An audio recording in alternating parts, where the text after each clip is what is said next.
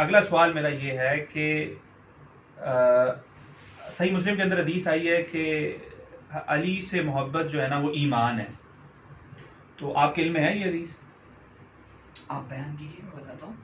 نہیں، میں نے تو بیان کر لیا نا۔ بالکل حدیث ہے، سیدنا علی رضی اللہ تعالیٰ عنہ سے بھی مروی ہے صحیح مسلم شریف میں، ترمذی اور سنن نسائی وغیرہ میں اور مسند احمد میں ام المؤمنین ام سلمہ سیدہ ام سلمہ رضی اللہ تعالیٰ عنہ سے بھی مروی ہے، اور خادم رسول سیدنا انس رضی اللہ تعالیٰ عنہ جن کے خلاف خاص طور پر بکواس کی جاتی ہے کہ یہ دشمن اہل بیت تھے، تو انہوں نے بھی یہ حدیث بیان کر رکھی ہے کہ علی رضی اللہ عنہ نے فرمایا کہ اللہ کے نبی نے مجھ سے عہد لیا تھا۔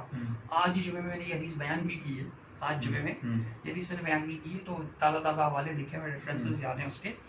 تو علی رضی اللہ عنہ فرماتے ہیں کہ مجھ سے اس بات کا عہد لیا تھا کہ اے علی تجھ سے بغض نہیں رکھے گا مگر منافق، اور تجھ سے محبت نہیں کرے گا مگر مومن۔ بالکل ہمارا اس پر ایمان ہے۔ لیکن یہاں میں آپ کو روک کر، اگر آپ کا سوال کمپلیٹ نہیں بھی ہوا ہو، میں غرض کروں گا کہ جیسے یہ آیت ہے کہ حب علی ایمان کی علامت ہے اور بغض علی نفاق کی علامت ہے، حدیث ہے، اس وجہ سے ہم اس بات کو مانتے ہیں نا۔ سورۃ الفتح کی آیت نمبر 29 ہے، ٹھیک ہے، سورۃ نمبر 48 اور آیت نمبر 29 لاسٹ آیت ہے، محمد الرسول اللہ والذین معه اشداء علی الکفار رحماء بینہم، یہ پوری آیت آگے تک ہے۔ تو اس میں اللہ سبحانہ و تعالیٰ نے فرمایا کہ انجیل میں جو صحابہ کی مثال دی گئی وہ کھیتی کی سی مثال ہے، اور فرمایا اللہ سبحانہ تعالیٰ نے اس کھیتی کو ایسے مطلب ابتدا سے کومپل سے بیان کیا اور پھر اس کو اس کے تنے پر کھڑا کر دیا خوب، یعنی تناور وہ کھیت بن چکا ہے، تو صحابہ کرام کو کھیت کی مثال قرار دیا اور فرمایا لیغیظ بہم الکفار، تاکہ کفار کو ان سے جلائے۔ ایون محسن نقوی ہے نا، وہ تفسیر الکوثر لکھنے والے، محسن نقوی ہے غالباً، نجفی، محسن نجفی، صحیح ہے، تو انہوں نے بھی تفسیر لکھی ہے تاکہ اللہ تعالیٰ جلائے، یعنی کافر جو ہے وہ صحابہ سے جلتے تھے، کافر صحابہ سے جلتے تھے، تو صحابہ کا بغض کیا کفر کی علامت نہیں ہے اس آیت کی روشنی میں؟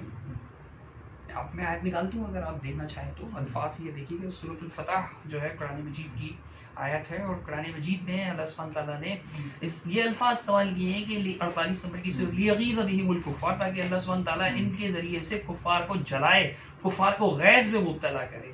تو جب کفار یعنی صحابہ کرام سے غیظ میں مبتلا تھے، تو اس کا مطلب یہ ہوا نا جیسے یعنی کہ آیت الحب علی، آیت المنافق حب بغض علی، او کما قال علیہ الصلوۃ والسلام، کہ نفاق کی نشانی آیت النفاقی بغض علی، بغض کی نشانی، نفاق کی نشانی ہے بغض علی۔ تو ایسے اس آیت میں اللہ سبحانہ تعالیٰ نے یہ بھی فرمایا نا لیغیظ بہم الکفار، یہ آپ الفاظ دیکھ لیں قرآن مجید میں کہ ومثلهم فی الانجیل کزرع اخرج شطأہ فآزرہ فاستغلظ فاستوى على سوقه يعجب الزراع لیغیظ بہم الکفار، تاکہ وہ کفار کو اس سے جالسی میں مبتلا کرے۔ تو کیا پتہ چلا صحابہ سے جلنا کس کی علامت ہے؟ کفار کی۔ تو جیسے بغض علی میں مبتلا لوگوں کو ہم بے شک بلا شبہ منافق قرار دیتے ہیں، بغض علی میں مبتلا لوگوں کو بلا شک و شبہ اس حدیث کی وجہ سے منافق قرار دیتے ہیں، تو پھر صحابہ سے جلنے والوں کو آپ بھی کہیں نا کہ بھائی وہ کفار ہے۔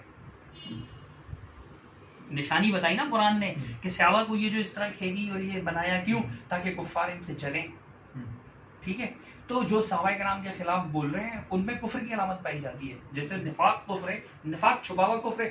اور اب آپ دیکھیے کہ جو علی رضی اللہ تعالیٰ عنہ کی شان کے خلاف اگر نواسب بولتے بھی ہیں تو ڈر ڈر کر بولتے ہیں، کیونکہ عام تو نہیں ملتے نا اس سے، ناسبی تو بہت ہمارے معاشرے میں کم ہے الحمدللہ، لیکن گستاخ صحابہ بہت زیادہ ہیں۔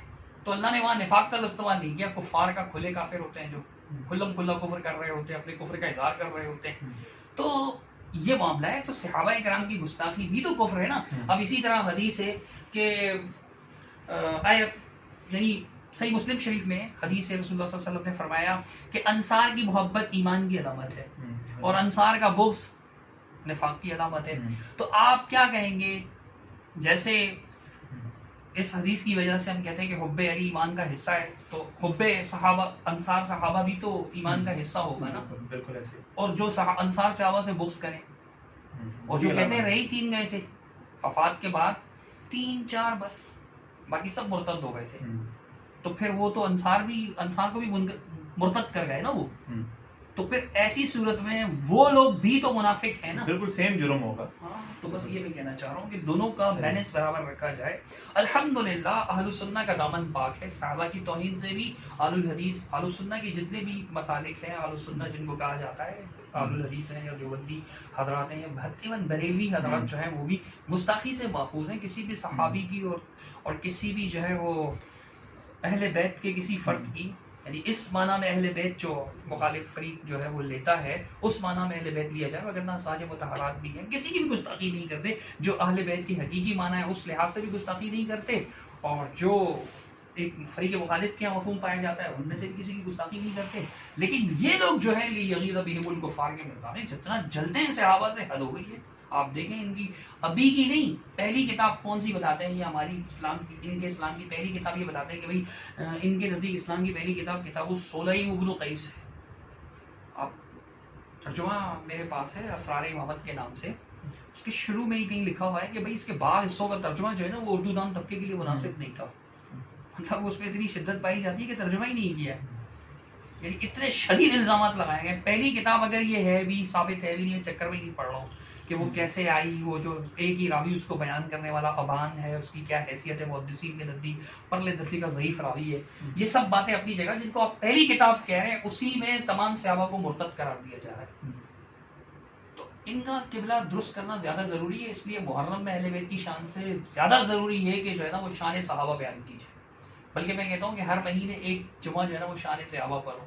اتنا زیادہ صحابہ کرام کے خلاف بولا جا رہا ہے، اتنا زیادہ بولا جا رہا ہے. ان کا ہر جو ہے وہ بالکل کھلا چھوڑا ہوا ہے. انہوں نے کھلا چھوڑا ہوا ہے ان لوگوں کو، اور کوئی ان کو تنبیہ کرنے والا بھی نہیں ہوتا ہے. مطلب برائے نام آ جاتے ہیں کہ شہریار نقوی نام ہے نا ان کا، جو کینیڈا میں بیٹھے ہوئے، وہ جو جی ہم اسے پسند نہیں کرتے، وہ بہت فساد پھیلا رہے ہیں، فتنہ پھیلا رہے ہیں. تو تمہارے جو مراجع ہیں، تمہارے جو مجتہدین ہیں، وہ شہریار پر پابندی کیوں نہیں لگاتے یار؟ کہ کیوں تم اتنا صحابہ کرام کے خلاف جو ہے نا وہ امی عائشہ کے گھر کو وہ کفر کا سرغنہ قرار دے رہے ہیں، ان کے گھر کو شیطان کا سین قرار دے رہے ہیں امی عائشہ کے گھر کو. اس کی ویڈیو کلپ موجود ہے اور میں اس کا جواب بھی دے چکا ہوں. تو آپ دیکھیں وہ کیا ہے. تو اسی لیے زیادہ ضروری ہے کہ شان صحابہ ہی بیان کی جائے محرم میں. البتہ ضمناً لوگوں کو یہ بات بھی سمجھائی جائے کہ اس میں اہل بیت شامل ہے.